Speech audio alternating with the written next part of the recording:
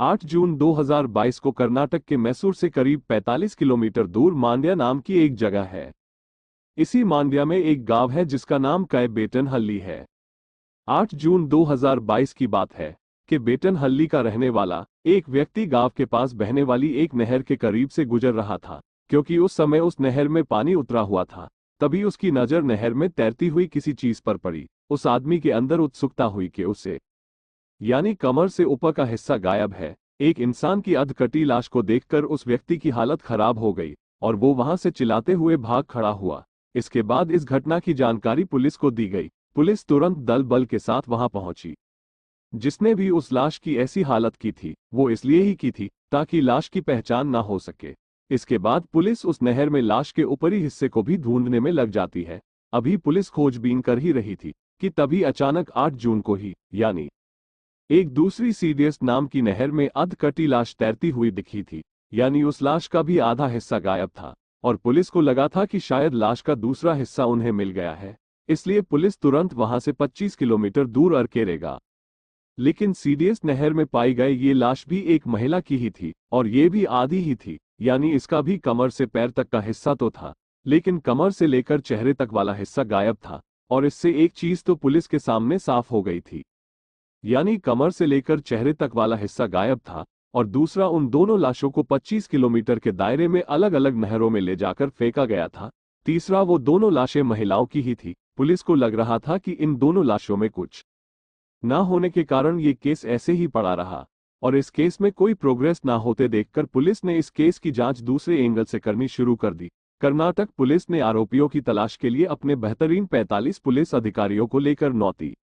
ऐसा इसलिए किया जा रहा था क्योंकि पोस्टमार्टम रिपोर्ट से पता चला था कि उन दोनों महिलाओं की उम्र करीब 25 से 35 साल के बीच थी।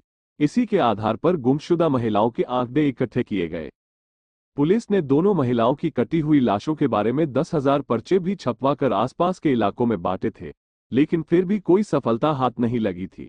इसी तरह जांच करते करते कई दिन बीत गए, हफ्ते बीते, फिर 2 महीने बीत गए।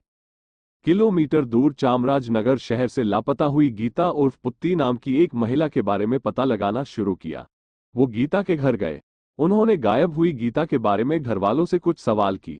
इसके बाद उन्होंने घरवालों से उस तस्वीर में गीता ने जो कपड़े पहने हुए थे सेम उसी तरह के और सेम उसी कलर के कपड़े पुलिस को एक क्राइम सीन पर मिले थे। और अब इससे इतना तो कंफर्म हो गया था कि नहरों से मिली दोनों लाशों में से एक लाश चामराजनगर की रहने वाली गीता की थी।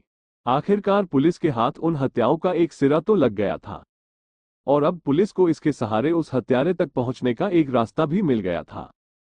पुलिस ने गीता के घरवालों से उसका मोबाइल नंबर ले लिया। इसके बाद पुलिस ने पता लगाया कि गीता ने घटना वाले दिन किस किस से बात की थी और उस दिन गीता की लोकेशन कहां पर थी। लोकेशन ट्रेस करने पर पता चला कि गीता की आखिरी लोकेशन मांड्या में ही थी। साथ ही पुलिस को उसकी कॉल डिटेल्स में एक ऐसा नंबर भी मिला जो पुलिस को संदिग्ध लग रहा था, क्योंकि उस नंबर से गीता के फोन नंबर पर कई बार बातचीत हुई थी और वो नंबर 35 साल के टी सिद्धलिंगप्पा नाम के एक व्यक्ति का था। सिद्धलिंगप्पा बेंगलुरु के इंडस्ट्रियल एरिया में पिन्या के एक कारखाने में काम करता था।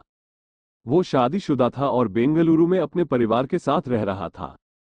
पुलिस ने पूछताछ के लिए सिद्धलिंगप्पा को उसके घर से अरेस्ट कर लिया और जब सिद्धलिंगप्पा से गीता के बारे में पूछा गया तो उसने गीता को पहचानने से साफ इनकार कर दिया। लेकिन जब पुलिस ने सिद्धलिंगप्पा को गीता के नंबर की कॉल डिटेल्स उसे दिखाए जो ये साबित कर रही थी कि उसके और गीता के बीच कई बार बातचीत हुई थी, तो तब जाकर सिद्धलिंगप्पा पुलिस के सामने टूट जाता है और वो स्वीकार कर लेता है कि उसने ही गीता को मारकर उसकी लाश के निचले हिस्से को नहर में फेंका था। और पुलिस ने जब उससे इसकी वजह पूछी तो सिद्धलिंगप्पा ने पुलिस को एक ऐसी कहानी सुनाई जिसे सुनकर पुलिस भी कांप गई। और सिद्धलिंगप्पा की ये भयानक कहानी सुनने के बाद पुलिस ने एक और आरोपी महिला को गिरफ्तार किया था और उस महिला का नाम चंद्रकला था। दरअसल चंद्रकला देह व्यापार के रूप में काम करती थी और गीता की हत्या से कुछ सालों पहले ही सिद्धलिंगप्पा की मुलाकात चंद्रकला से हुई थी।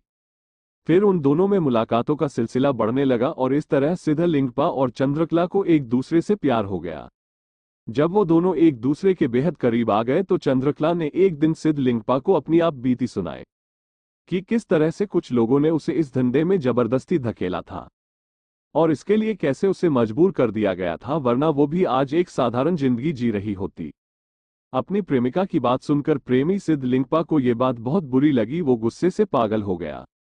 चंद्रकला के प्यार में अंधे हो चुके सिद्धलिंगपा ने उस दिन कसम खाई कि जिसने भी चंद्रकला को वेश्यावृत्ति करने पर मजबूर किया है वो एक एक करके उन सबको जान से मार डालेगा। चंद्रकला की मदद से 3 जून 2022 को उन्होंने अपनी शिकार गीता को नौकरी दिलाने का झांसा देकर मैसूर में किराए वाले कमरे पर बुला लिया। क्योंकि गीता चंद्रकला को पहले से जानती थी, इसलिए वो सिद्धलिंगपा और चंद्रकला के झांसे में आ गई। गीता के कमरे पर आ जाने के बाद मौका देखकर अचानक सिद्धलिंगपा ने गीता का गला घोट दिया। गीता की सांसें रुक जाने के बाद उन्होंने गीता की लाश को कमर से 2 हिस्सों में काट दिया, ताकि लाश के दोनों हिस्सों को एक एक करके आसानी से बाइक पर रखकर ठिकाने लगाया जा सके। उन दोनों ने ठीक वैसा ही किया। सिद्धलिंगपा ने बाइक चलाई और चंद्रकला बोरे में भरे लाश के एक हिस्से को बाइक पर पीछे रखकर बैठ गई। इसके बाद पुलिस ने दूसरी नहर में मिली अधकटी लाश के बारे में जब उससे पूछा तो तब सिद्धलिंगपा ने बताया कि वो लाश भी उसी ने फेंकी थी।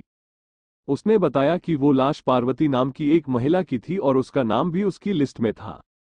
और 30 मई 2022 को चंद्रकला और सिद्धलिंगपा ने गीता की तरह पार्वती को भी नौकरी का झांसा देकर मैसूर बुलाया था और उसका गला घोटकर उसे भी मार दिया था। फिर उसके भी 2 टुकड़े किए गए और उसे भी बाइक से ले जाकर अलग अलग जगहों पर ठिकाने लगा दिया। और फिर आगे चलकर 8 जून 2022 को पार्वती और गीता की लाशों के निचले हिस्से बेबी लेक नहर और सीडीएस नहर में मिले थे। गीता की गुमशुदगी की जांच की वजह से ही दोनों नहरों की लाशों की पहेली सुलझ पाई थी। कुमुदा था, सिद्धलिंगप्पा ने उसे मई 2022 को बेंगलुरु में मार दिया था। फिर उसके भी टुकड़े करके उसे भी अलग अलग जगहों पर फेंक दिया था। कुमुदा सिद्धलिंगप्पा की पहली शिकार थी।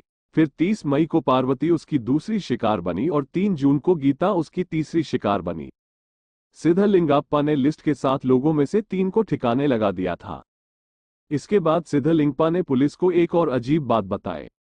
उसने कहा कि उसने और चंद्रकला ने तो 7 ही लोगों की लिस्ट बनाई थी, लेकिन मैंने इस लिस्ट में एक और नाम जोड़ दिया था और उस नाम को लेकर उसकी प्रेमिका चंद्रकला भी अनजान थी।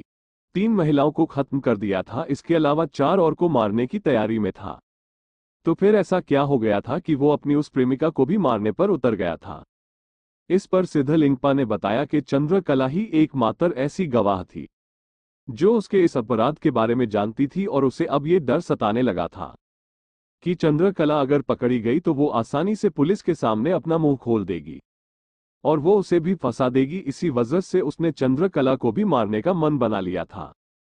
और पुलिस ने भी इस केस में बहुत अच्छा काम किया था, क्योंकि अगर सिद्धलिंगप्पा सही समय पर पकड़ा नहीं गया होता तो वो चंद्रकला के साथ साथ और भी 4 लोगों को मार चुका होता। पुलिस ने बहुत मेहनत और बेहतरीन तफ्तीश की वजह से एक ऐसे सीरियल किलर को पकड़ा था जो 5 लोगों की जान लेने वाला था। और जिस टीम ने इस मामले की जांच की थी उसे 1 लाख रुपए का नकद इनाम भी दिया गया था।